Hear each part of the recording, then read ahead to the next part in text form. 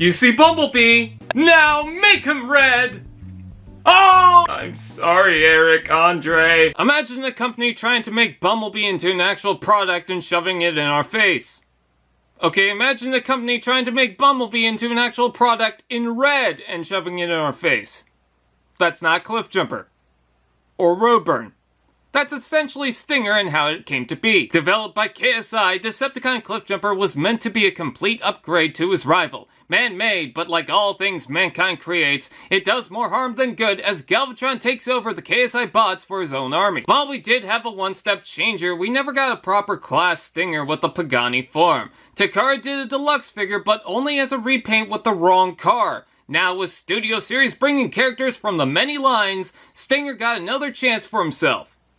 Is it a he? Stinger transforms into a Pagani Huayra in red. Beautiful car in person, but in toy form, it's seen better days. Some of the lines don't feel as sharp as they should, and all the panel lines, joints, and gaps give me Universe Ironhide flashbacks. I feel like there's something about the toy that comes across as plain and uninspired. I guess it comes with the size and engineering. It is a lot to work with, but you can tell it's struggling because transforming it is hardly worth it. Certain components like the waist opening up, the legs, and the hood just barely go where they're supposed to and feel like it'll implode on itself like 100 rubber bands around a watermelon. And because of that, I can't admire the complex transformation with things having to stretch or reach to function. Little tip, to open the front, I usually try to just untab the bumper and swing out holding as close to the base joint as I can. I hear the smaller hinges could snap. If you are lucky, you might be able to have some fun with the car if the trash underneath doesn't scrape the floor. Fun fact, if you scratch a plate with it, the sound will break your forks. Also, just a quick note, I had to sand down that tab just a little bit to round it off to be able to pry open that section. If you want more garbage, you could take the fidget spinners and plug them underneath for storage.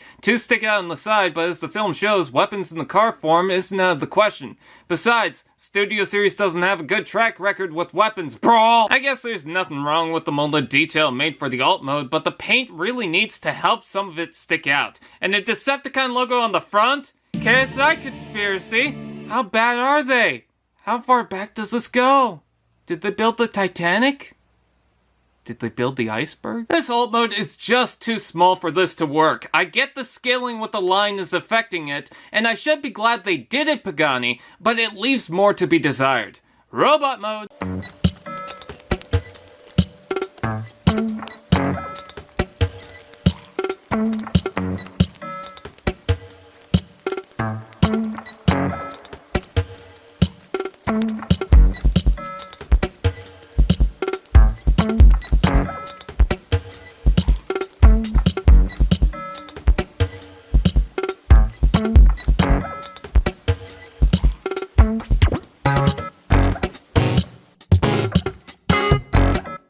This swirl of red, black, and, well, not much else, has a few interesting tricks to the transformation, but is it worth it? I'm glad they got the wheels in the chest, but the resulting shoulders make the round head feel out of place. I guess the bumpers on top help the proportions. While we're on the chest, you see that little screw in there? Well, that's on a little peg that allows this to rotate, and you can see that little tab of clear plastic. Well, that tab allows it to actually snap into place.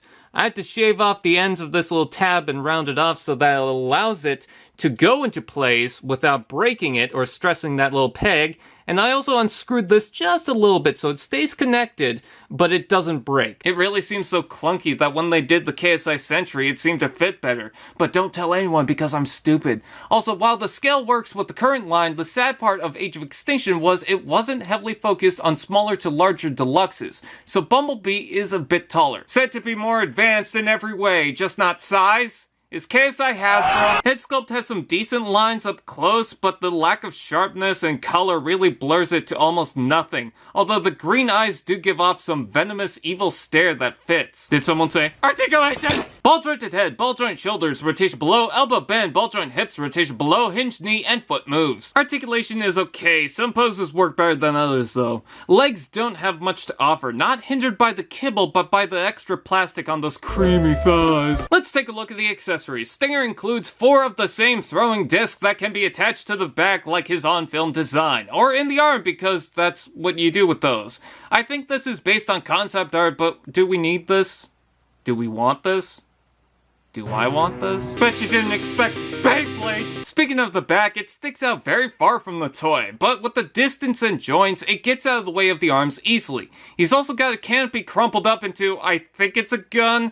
I guess we don't have to deal with the typical windows on the back, but it looks like a deformed clam. Big, meaty claws! Oh damn. This knockoff even has fake Sonic shoes. I'm glad to have Stinger in the collection to simply say I have one in the proper scale and alt mode, but it's struggling to keep up. The scale and complexity keeps me from admiring the tricks, and I just get frustrated. Not to say he doesn't have anything of value, but he's not worth scalper price, and I'm glad I got it for a deal. If you're missing something, or your Age of Extinction collection needs more Decepticons, this might be something you'll want. You could probably wait for the upscale knockoff version.